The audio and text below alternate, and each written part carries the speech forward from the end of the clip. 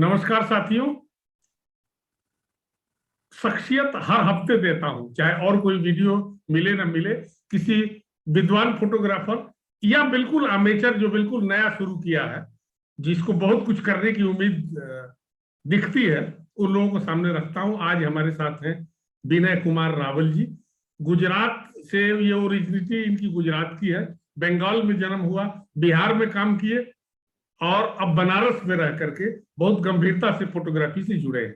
मेरा नाम विनय कुमार रावल है और मैं गत 4 दशकों से फोटोग्राफी फील्ड में हूँ।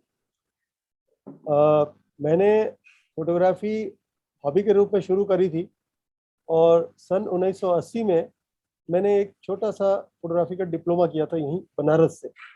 मैं मुख्य रूप से गुजरात का रहने वाला हूँ, लेकिन मेरा जन्म पश्चिम बंगाल में हुआ और अब फाइनली मैं कई वर्षों से बनारस में ही हूँ। शुरू में मुझे लोगों के खींचे हुए फोटो अच्छे लगते थे, तो मेरे भाई साहब नेपाल से एक छोटा सा कैमरा लाए थे। वो 79 रुपीज़ का था और उस कैमरे में 120 की करीब करीब 16 एक्सपोजर होता था। उम्र करीब 17 साल की थी तभी मैंने डिप्लोमा किया था। और उसके बाद फिर बाद में वो कब मेरा जो पैशन था, मेरा हॉबी था, वो प्रोफेशन में बदल गया, ये समझ में नहीं आया। लेकिन मैंने फाइनली जो प्रोफेशनल फोटोग्राफी शुरू करी है, वो भी मुझे कहीं से एक जेनिथ का कैमरा मिला था। वो SLR कैमरा होता है और स्क्रू माउंट होता है। तो जेनिथ का 12XP कुछ मेरे रिश्तेदार थे, वो रसिया गए थे, वहाँ से लेके आए, उन्होंने मुझे दिया। वो कैमरा 1200 रुपया उसका दाम था और फिर मैंने तब से शुरू किया। 1982 में वो कैमरा मुझे मिला, लेकिन मैंने जो प्रोफेशनल फोटोग्राफी शुरू की वो वीडियो कैमरे से शुरू की। वो M7 कैमरा हुआ करता था और मैंने सन 1989 में पहला जो प्रोफेशनल शूट किया, वीडियो फिल्म बनाई, तब मुझे 3500 रुपये मिले थे। तब मैं पश्चिम बंगाल से कानपुर तक आया था पार्टी के साथ और तब मैंने उसको शूट किया था। तो वो मेरी पहली उस तरह से जो स्टिल में वीडियोग्राफी में कमाई थी फोटोग्राफी की। और उसके बाद कॉमर्शियली मैं अभी तक चालू हूँ। तो कमर्शियली में किस चीज तरह की शूट ज्यादा मिलती है आपको? देखिए, जो एक जोरबा दी बुद्धा बुद्धा दी जोरबा एक कहावत है, उसका मतलब है कि खाली पेट कुछ काम होता नहीं है। तो फिर प्रोफेशनली शुरू किया और सबसे ज़्यादा अभी वैसे कहें अगर इंडिया में और हमारे पूर्वांचल में जो है, यूपी बिहार कह सकते हैं, सबसे ज़्यादा जो काम होता है, सबसे ज़्यादा काम का जो फ्रीक्वेंसी है वो वेडिंग फोटोग्राफी में और फंक्शन फोटोग्राफी में। इस तरह का, चाहे वो बर्थडे हो, चाहे वो इंगेजमेंट हो, चाहे वेडिंग्स हो। और वेडिंग से आजकल तो वेडिंग इतना एलोबरेटेड है कि वेडिंग का एक दिन नहीं होता, वेडिंग के लिए आपको 3-4 दिन के लिए साइन करते हैं, तो उसमें एक अच्छा पैसा मिलता है। लेकिन मुझे भी वैसी ही वेडिंग पसंद है जहां मैं अपने हिसाब से काम कर सकूं और क्लाइंट को सेटिस्फाई कर सकूं। क्लाइंट मुझ पर विश्वास करे और मुझ पर वो छोड़ दे कि ये शूट करेंगे तो ठीक ही शूट करेंगे। इसीलिए मैं हर वेडिंग में नहीं जाता, हर वेडिंग करता भी नहीं हूँ। पैसा मैंने नहीं रखता है। पैसा मुझे अगर कम भी मिलेगा और क्लाइंट अच्छा होगा, वो मुझ पर ट्रस्ट करेगा, तो मैं जाऊँगा। लेकिन पैसा बहुत ज़्यादा होगा और कोई शोमैन टाइप का बंदा होगा और मुझे कहेगा कि आपको लाखों रुपए दूंगा, लेकिन उसका व्यवहार, आचरण, आर्ट के प्रति रुझान अच्छा नहीं होगा, तो मैं उसके पास नहीं जाऊँगा। ये मेरा वो है। ये बहुत ही बढ़िया आपने बताया है। ये एक्चुअली जब जो फोटोग्राफी जब दिल दिमाग में होती है तो ये आवाज निकलती है, और जिसके दिमाग में होता है कि किसी भी तरह से एक टारगेट बना के और किसी तरह से उसको अचीव कर लिया जाए, तो वो उसके भीतर वो होता नहीं है। तो ये इससे पता चलता है। मैं इसलिए भी कह रहा हूँ कि आपकी जो स्टिल लाइफ शूट देखा हूँ, उसको कमर्शियल किया होगा आपने, और इतनी बढ़िया तरीके से कलर को कंट्रोल किया आपने, एक्सपोजर, कंपोजिशन, अरेंजमेंट उसका पूरा अच्छा है बहुत। उससे भी पता चलता है कि निश्चित रूप से आप मैरिज भी, अगर वेडिंग भी करते होंगे तो कुछ डिफरेंट होता होगा। ये मुझे आपके काम बहुत पसंद आए और मैं अपनी पसंद लोगों के सामने जरूर रखना चाहता हूं कि ये इसे देखें। अभी जो फोटोग्राफी के हालात हैं, अभी जो कैरियर को लेकर के जो स्थितियां बन रही है, उसको आप किस रूप में देख रहे हैं? सर, पहले के ज़माने में, आज से 10-15 साल या 20 साल पहले कहें या 30 साल पहले भी है, तो उस समय क्या होता था कि एक स्टिल, मोस्टली तो उस टाइम एक ऐसा जमाना था जब सिर्फ एक स्टिल फोटोग्राफर ही वेडिंग शूट करता था। फिर बाद में जब वीडियो ऐड हुआ तो फिर वीडियो और स्टिल दोनों होने लगे। फिर लो बजट शादियों में कई दफा ऐसा होता था कि स्टिल फोटोग्राफी नहीं होती थी और सिर्फ वीडियोग्राफी होती थी। ऐसा भी मैंने भी शूट किया और हर हर स्तर को देखा और समझा है। लेकिन अभी ऐसा हो गया है कि सिर्फ स्टिल और वीडियो ही नहीं, स्टिल वीडियो में कई प्रकार का, जैसे कैंडिड वाला बंदा होगा अलग से, जो कन्वेंशनल करेगा वो अलग से होगा, जो वीडियो में थोड़ा आर्ट वाला सिस्टम लगाएगा वो सिनेमाटोग्राफर अलग से होगा, कहीं कहीं तो कम से कम 3 सिनेमाटोग्राफर होते हैं। तो इस तरह से देखिए स्कोप तो बढ़ा ही है सर, आप देखते हैं तो। क्योंकि अभी अगर एक ठीक ठाक वेडिंग है, ठीक ठाक वेडिंग, मैं उसको पैसे से नहीं यहाँ वो करना चाह रहा हूँ, मैं तो उससे फिर वो अलग बात होगी। अदरवाइज जो ठीक ठाक वेडिंग है, अच्छी वेडिंग है, उसमें मैंने देखा है कि 5-6 बंदे तो बहुत कॉमन है। तो अब अगर तुलना करें पिछले समय से, तो जहाँ 1 या 2 बंदे मिलकर पूरा काम करते थे, वहां अभी 5 और 6 बंदे जाते हैं। उसमें लाइट पकड़ने वाला भी अलग से होता है, मतलब अब तो वो वीडियो वाली लाइट नहीं पकड़नी पड़ती है, बट उसमें पीछे से लाइट लगाने का या अम्ब्रेला को सेट करने के लिए, या एक बंदा तो हमारी बैटरी और ये तमाम चीजों के लिए सिर्फ सुरक्षा के लिए रहता है कि कहीं बैटरी गायब ना हो जाए, वो टाइम टू टाइम लेंस बदल के देता रहे। तो कॉमनली 6-7 बंदे हैं। अभी 4-5 दिन पहले मुझे मालूम पड़ा कि एक शादी थी यहाँ बनारस में, थोड़ी वाओ वेडिंग थी, और उन्होंने डेस्टिनेशन प्री वेडिंग भी कराया था उसमें। तो उसमें करीब करीब 7-8 फोटोग्राफर थे और सबके लेंसेज अलग अलग थे, और वो लेंस बदलते नहीं थे, वो उसी लेंस से उसी के लिए वो फिक्स थे। तो स्कोप तो बढ़ा है सर। मैं जो महसूस किया हूँ, जो देखा हूँ, वो ज्यादा लोग आ गए, डिजिटल की वजह से ज्यादा लोग आए, लेकिन वो लोग आइडेंटिफाई होते जाते हैं जिन लोगों ने, अगर वो उस जमाने में ना भी रहे हो, एनालॉग के जमाने में, भले बाद में शुरू किया हो, लेकिन उसको केयरफुली समझा हो, तो उनकी फोटोग्राफी डिफरेंट दिखती है। जी सर। आप भी इससे सहमत हैं क्या? क्यों डिफरेंट दिखती है, आप भी थोड़ा बताएंगे? लेकिन अभी क्या है सर, अभी तो जैसे जो डार्क रूम होता था वो तो अभी वाइट रूम है ना, ये लाइट रूम जो हो गया या जो प्रोसेसिंग का हो गया। तो अभी लोग जैसा भी खींचे, यानी कंपोजिशन पे भी ध्यान कम देते हैं। मैं अपने दिल की बात बताता हूँ, और कभी कभी उन आदतों पे हम लोग भी चले जाते हैं कि कंपोजिशन, अरे यार बाद में क्रॉप कर लेंगे, ओवर हो रहा है, अरे यार बाद में सही कर लेंगे। और अगर रॉ में खींचा है तो कोई कहानी नहीं है, सब स्काई इज द लिमिट, सब कुछ कर सकते हैं, सैचुरेशन से लेके मोनोक्रोम से लेके ये सब। लेकिन पहले के जमाने में जिन्होंने एनालॉग के टाइम काम किया है, उनका वर्क आज भी स्ट्रांग है। ये मैं सिर्फ इसीलिए नहीं बोल रहा हूँ कि मैं एनालॉग का बंदा हूँ, एनालॉग के टाइम का बंदा हूँ, इसलिए बोल रहा हूँ कि मैंने दोनों में फर्क देखा है। जो हार्डकोर सिंसियरिटी है फोटोग्राफी की, हार्डकोर सिंसियरिटी है, वो तो डिजिटल के आने से कम होगी। और एक और बात बोलूंगा कि डिजिटल आने से फोटोग्राफी ने जो कपड़े पहने हुए थे, अब वो बेपर्दा हो गई है, ऐसा कह सकते हैं। क्योंकि अब कई दफा ऐसा होता है, आप जो डीएसएलआर से शूट करते हैं या मिररलेस से शूट करते हैं, इससे अच्छा तो आपके बगल का बंदा मोबाइल लेके उससे बढ़िया शूट करके आपको वहीं दिखा देता है। और एक बात और है जो मेरे गुरुओं ने बताया है कि there is no any picture in the world digital era में which has no processing scope. मैंने हर फोटो में, दुनिया की हर डिजिटल फोटो में 5% कहिए, 1% कहिए या 50% कहिए, पॉलिशिंग की जरूरत है और है। तो वो तो उसका नेचर है, स्वभाव है फोटोग्राफी का, कि डिजिटल से और नहीं डिजिटल से, एनालॉग से, उसमें कोई फर्क नहीं है। हम निगेटिव शूट करते थे और देख रहे हैं कि कहीं पर व्हाइट ज्यादा दबाव बना रहा है, तो हम उसको बर्न भी करते थे डार्क में। तो वही तो है पॉलिशिंग। तो वही मैं कह रहा था, मेरे कहने का मतलब यही था कि जो लोग उसको समझते हैं, और वही विधा, इस विधाओं में कोई अंतर नहीं। हमको एम्पावरमेंट मिला है डिजिटल से। बात कर रहे थे कि कलर स्लाइड जब खींचते थे तो हम लोग थोड़ी सी half stop on stop under करते थे। जी सर। वो स्थिति डिजिटल में भी आवश्यक है, आवश्यक है जी। बिल्कुल आवश्यक है, बिल्कुल। अदरवाइज जब आप उस पिक्चर पर काम करेंगे, प्रोसेस करेंगे, तो आपको प्रोसेसिंग करने का स्कोप नहीं मिलेगा। तो इसको विधा को पूरा समझना हम लोगों को बस कर रही है।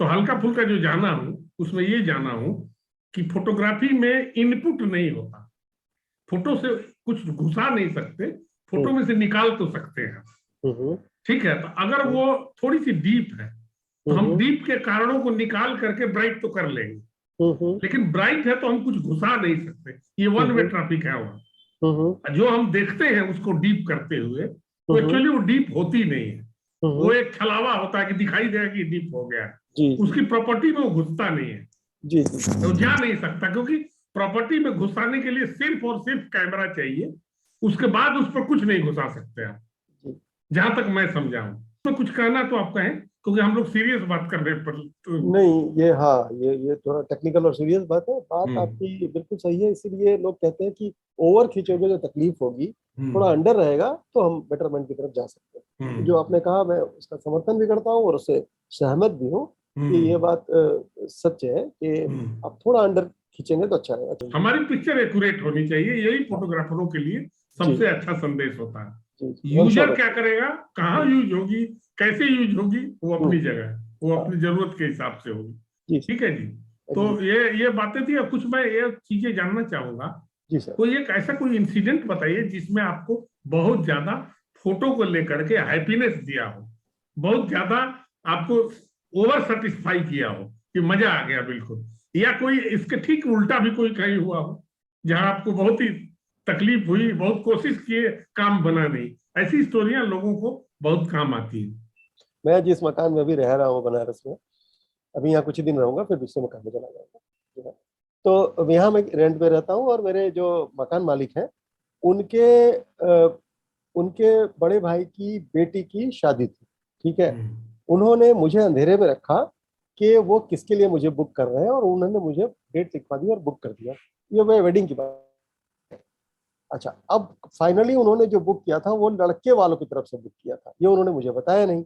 और बारात कुछ नेपाल के तराई वराई की तरफ से कुछ आई थी, पश्चिमी उत्तर प्रदेश की तरफ से, उधर से। तो लोग थोड़े मेरे हिसाब से बेहुदा थे, मेरे हिसाब से, उनके हिसाब से बहुत अच्छे होंगे। और ऐसी बिरादरी भी थी जिसमें कुछ चीजें कुछ ज्यादा ही चलती हैं जो है, तो उसमें आदमी बदसलूकी करने लगता है कुछ ज्यादा। और उस टाइम जमाना था कि M7 कैमरा हुआ करता था वीडियो वाला, और इसे लाइट उठा के ऊपर से मैं स्टिल कर रहा था, मेरा जो असिस्टेंट है वो शूट कर रहा था। अब उनको बारात के पूरे टाइम, पूरी बारात जब तक चलेगी तब तक वो नाचेंगे, क्योंकि वो थोड़ा एक्स्ट्रा एनर्जी वाले हो गए हैं जो है। और वो नाचते नाचते पूरे टाइम लाइट जलनी चाहिए और शूट भी होना चाहिए। वो शूट भी चेक कर रहे थे कि शूट हो रहा है कि नहीं, एक आध बंदा आके। तो मैं परेशान हो गया। देखिए, 3 घंटे का या 2 घंटे बारात चलेगी, अगर जो 2 घंटे का किसी को VHS का वीडियो देंगे तो वो बाद में उसको कोई मतलब ही नहीं है, वो एडिट वेडिट हो जाता है, थोड़ा दिखाया जाता है, फिर पूरी स्टोरी तो की नहीं जाती है, वो कट टू कट होता है। तो कर रहे थे हम लोग, लेकिन उन्होंने 3-4 बार हम लोग से उलझ गए और बदसलूकी की इन्होंने। ठीक है, बनारस की घटना है। हम लोग बार बार झेल रहे थे, बार बार झेल रहे थे, बार बार झेल रहे थे, लेकिन जब बारात अंदर पहुंची, वहां भी जब उनके कुछ लोगों ने बड़ा अजीब सा वो किया, तो मैंने अपने वीडियो वाले को बोला, हालांकि देखिए ये के खिलाफ है, मैं बोल रहा हूँ फिर से आपको, लेकिन मैंने अपने वीडियो को वाले को बोला कि अब हम लोग को यहाँ से चलना है, और अगर बोलने और कहने जाएंगे, शिकायत की मैंने उसको, जिन्होंने हमको बुक किया था उनको शिकायत की, लेकिन वो लड़की वाले थे, वो क्या बोले, वो ज्यादा नहीं बोल सकते।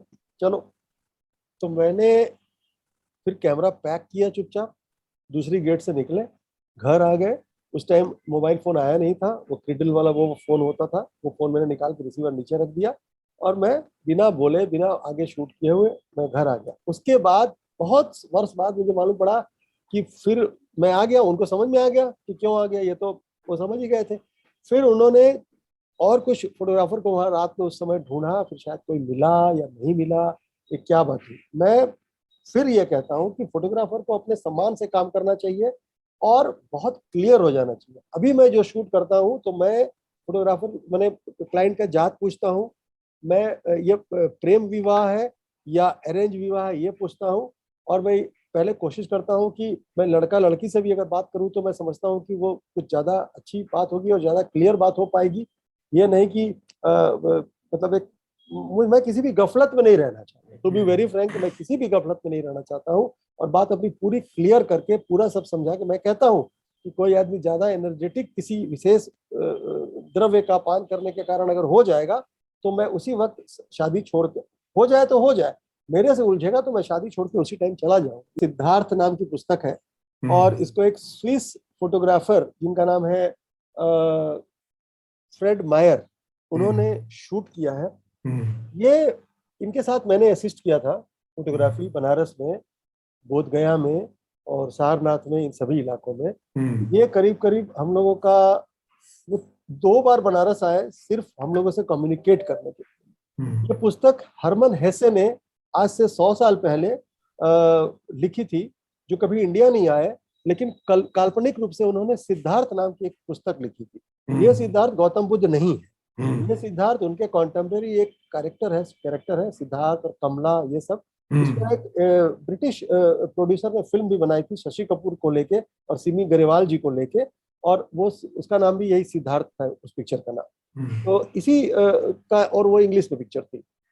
तो उनको जब 100 साल हो गए तो उनकी सेंटेनरी मनाने के लिए फ्रेड मेयर साहब, चूंकि वो जर्मन थे, स्विस जर्मन थे, तो वो इंडिया आए और उन्होंने पहले रिसर्च किया, बाद में पूरी स्टोरी के लिए हमसे बात करी, हमसे पूछा विनय कितना पैसा लोगे। मैंने कहा सर जो आपका आप अलाउ करें वही दीजिएगा, मुझे कोई डिमांड नहीं है। वो बोले कि I am not a rich गाय। और पति पत्नी दोनों आए थे, और उन दिनों मैग्नम के वो थे, मैग्नम एजेंसी है, फोटोग्राफर थे, आप एजेंसी है सर, जानते हैं। और इंडिया से उन दिनों सिर्फ रघु राय साहब ही मैग्नम के वो थे, जुड़े हुए थे उनसे।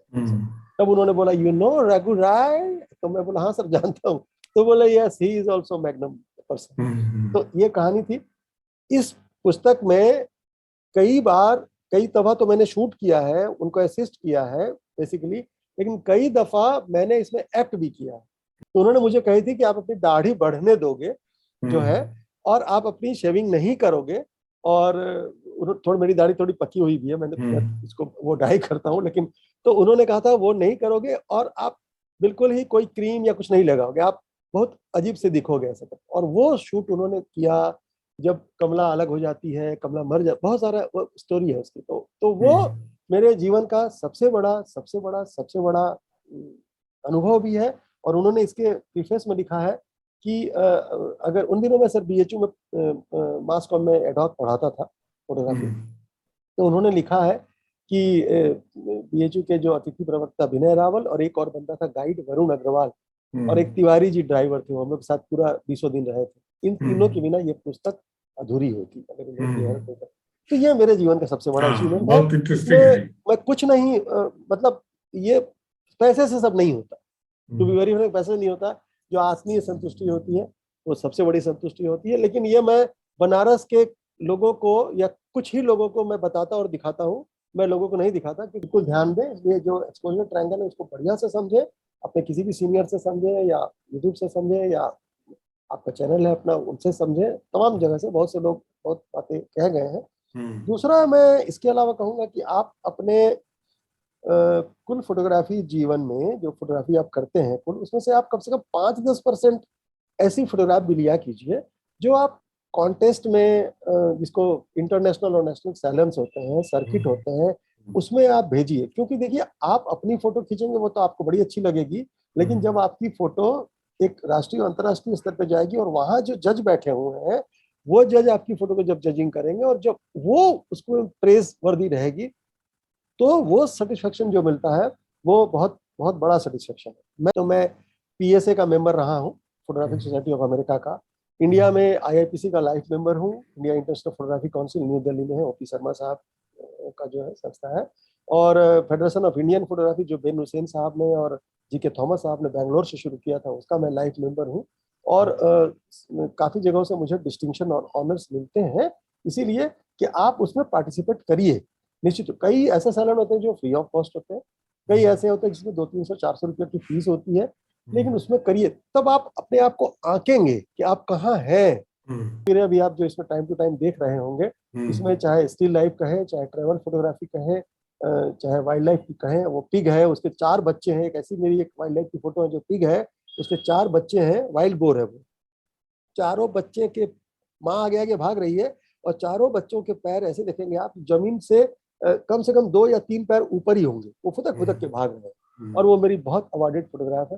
तो ऐसा बहुत बहुत सारा काम होता है सर। तो आप अपने आप को सिर्फ फंक्शन फोटोग्राफर के रूप में मत वो करो, आप बड़े कैनवास पे लेके जाओ और देखो कि राष्ट्रीय स्तर पे भी क्या काम होता है। ये मेरी तो लगे हाथ मैं भी इसमें थोड़ा सा बता दूं कि सर मेरा परफेक्ट पिक्चर जो चैनल है सर फोटोग्राफी पर और जर्नलिज्म पर, वो भी एक फोटो कंपटीशन ऑर्गेनाइज किया है, जो जिसकी लास्ट डेट सबमिट करने की इसी महीने की 31 तक है। जी सर। और हमारी जो जूरी है डिफरेंट जगह काम करते हैं, कलकत्ता, इंदौर, मुंबई, लखनऊ, बरेली इस बहुत और दिल्ली। तो वो मैं इसमें कहूंगा कि जैसा आपने कहा तो उसकी सपोर्ट में बात बोलूं मैं कि इसमें भी पार्टिसिपेट करें। निश्चित। और इसमें हमने 5 प्राइज रखा है। सबसे अधिकतम 15,000, फिर 10,000, 5,000, 2,000 और 1,000।